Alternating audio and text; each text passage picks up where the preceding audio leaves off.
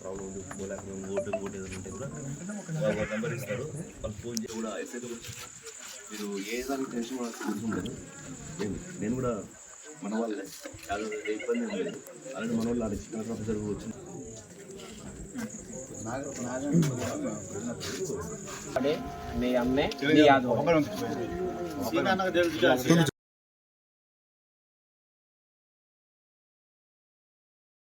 ఈరోజు కొత్త గొల్లపాలెం సంబంధించి అనిల్ మరియు మధు వాళ్ళ జరిగిన ఇన్సిడెంట్, లేకపోతే వాళ్ళను ఏ రకంగా కొట్టింది, రాష్ట్ర వ్యాప్తంగా యాదవ్ కమ్యూనిటీకి ఒక కులం పేరు చెప్పి దూషిస్తూ, అదేవిధంగా కులంతో పాటు వాళ్ళకు సంబంధించిన కుటుంబ సభ్యులను కూడా దూషిస్తూ ఎంత నీచమైన పదాలు వాడి వాళ్ళని ఎంత చిత్రహింసలు పెట్టి కొట్టారో మీరు రాష్ట్ర ప్రజలందరూ కూడా చూశారు.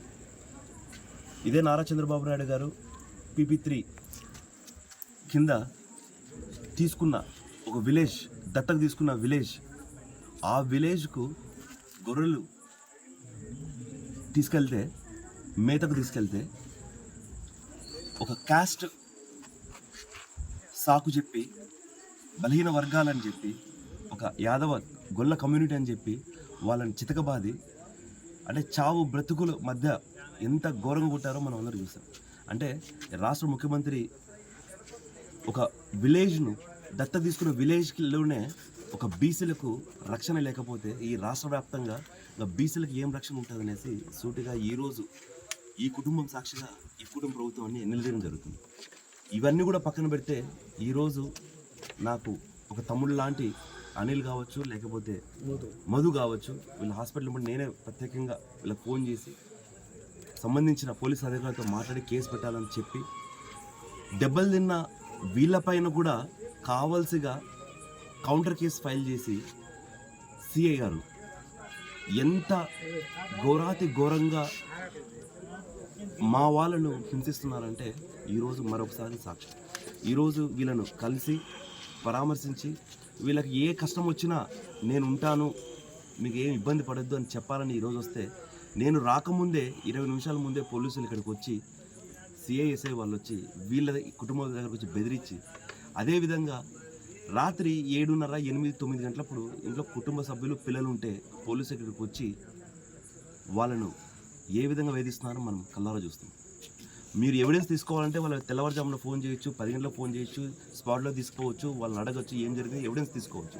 కానీ రాత్రి 8, 9 గంటలప్పుడు బాధితుల కుటుంబాల ఇంటి దగ్గరకు వచ్చి ఈ పోలీసులు ఏం చేస్తున్నారు అనేసి మీ ద్వారా రాష్ట్ర ప్రజలకు అడగాల్సి వస్తుంది.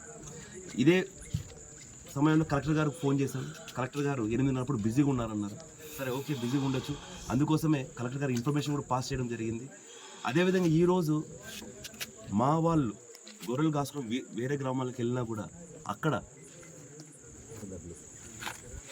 వెళ్ళే మా వాళ్ళు మళ్ళీ హింసిస్తూ పొలాల్లోకి రావద్దు, మేత మేయవేయద్దు, లేకపోతే నీళ్లు కూడా గొర్రెలు తాపేయద్దు, చిన్న చిన్న పాకలు ఉంటే పీకేసి, అంటే గొడవలకు ప్రేరేపిస్తున్నారు, అంటే వీళ్ళు రెచ్చగొడుతున్నారు.